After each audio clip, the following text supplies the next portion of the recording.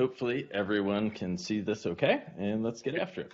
You're good. All right. So first off, Kevin and crew, thank you for the invite. I know I've done this several times. And for those that don't know me, I'm John Murchison, CEO and founder of Blackpoint Cyber. We're really a software company under the hood, based in Maryland, but we're really pretty international at this point. My previous life, I think Kevin talked a little bit about it, but I had the privilege, to essentially be the bad guy for the right team, with the main focus on kind of cyber. I was also lucky enough to do kind of WMD counter-proliferation, as well as covert operations and clandestine stuff, more on the human side. So, the point to all that is when I had the opportunity to step out of the government and kind of build the board and company that we have today to help us, kind of build honestly what we wanted to build, having sat in the other seat to catch bad guys.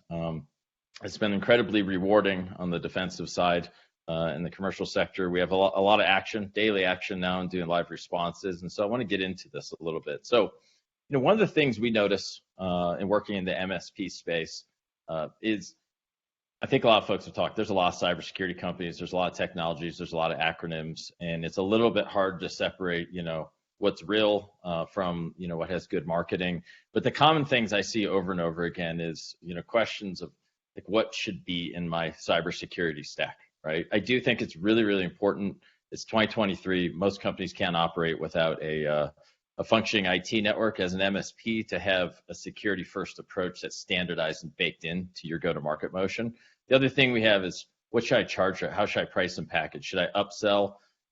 I can tell you when we look through our kind of customer base, from the really large ones, and kind of map profitability to MSP valuation, a universal stack is much better than going in the game and upselling your customers. Now, here's the thing. I know that's actually quite hard to do because you have certain contracts, how much they can pay, and you're stuck in this, I don't want to lose them. But one thing that I think is important when you think about insurability, having to fill out other people's insurance applications, when you're kind of trying to upsell stacks and your customers are running a different one, and when you have one event, maybe it gets legal, trust me, like the insurers prefer that you kind of standardize. And I think the other thing is, it's better to spend your time kind of showing how you have a unified stack, aligned to kind of maybe NIST or industry best practices, what I'll talk about up close, in the sales motion. So you're not spending your time trying to sell just security, you're selling the value of your MSP.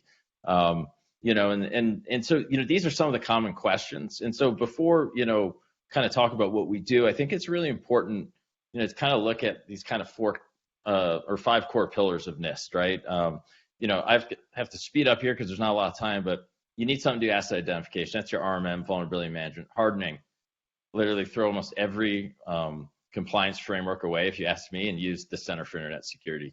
That one, we have that baked in. We even audit your 365 and match it to that. But this is about reducing your attack surface. And the detection side, a lot of talk, MDR, XDR, all this stuff. I'll break it down real simply. You have to do malware detection, and you have to do tradecraft or behavior detection. That behavior and tradecraft detection is almost all privileged activity. The common in almost all these breaches really is privileged accounts get stolen, and they're used to laterally spread, infect your machines, ransom, or on the same side in your 365 and kind of SaaS or single sign-on. Response, I can tell you, if you look at most platforms that are log-based, so SIEM-based, very difficult to conduct live response operations. That's why I spent about $8-9 million in years before I ever came to market building out our platform. Our response times are within 20 minutes from literally the initial tier 1 triage to moving on. And then recovery. This is right a boom, which we don't want to get to. Cyber insurance, mutable cloud-based backups. So how do we kind of solve this? We came out years ago in the MSP ecosystem. We had just MDR. So that was kind of endpoint agent. If we detect anything, we take the bad guys out and let you know what's going on. This game is moving.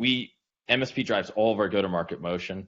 And thankfully, thanks to the community, we're one of the fastest growing cybersecurity companies in the world at this point. And what we know is an ecosystem is where this game is going. The insurers want it.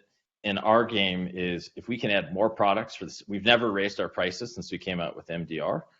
We give you an opportunity to offset spend on other products and standardize, right? So we have to help your margin. We have to help the sales pitch. So we do MDR. Our cloud response product we came out with last year.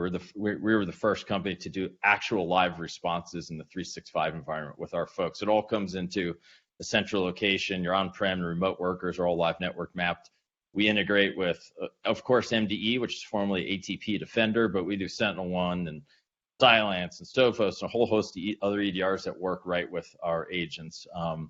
We have insurance agency and vulnerability stuff as well. But when you think about it, we're mapping what we do to these kind of 5 core pillars of NIST. This is really important, a smart way to pitch to your end customers on kind of how you have a holistic cybersecurity platform. I mean, at the end of the day, whether they sign up for your Security Plus program or not, you're going to get blamed. You're the IT crew for your end customers. And so it's really important to lean in here. Here's the other thing. A standard stack, standard go-to-market that's not lots of a la carte upsells. As you grow, you have more predictable profits.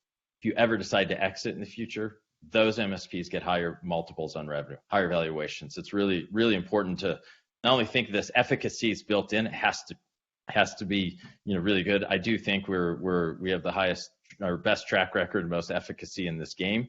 A little evidence of this, this is just a subset of the folks we've stopped in the past year and a half. I would say right now, since we do a lot of upmarket and some, we do this for global airlines and really major enterprises, MSP drives all of our go-to-market, we get a lot of nation state activity and it looks different. In fact, the Microsoft Exchange breach or vulnerability that came out recently, we had caught that 2 months prior, actually.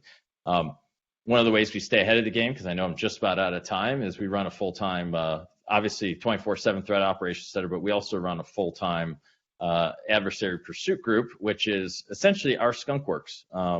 And what this really means is we're putting out threat intelligence and they do rapid prototyping. So we've unearthed some new ransomware groups this year. So if you want to learn a little bit more about us, I run a podcast, just filmed one with our former head of counterintelligence for the FBI and Petraeus before that. We have monthly threat intel briefs, and then Blackpoint Commands are kind of community engagement where we help teach folks how to price, package, and go to market.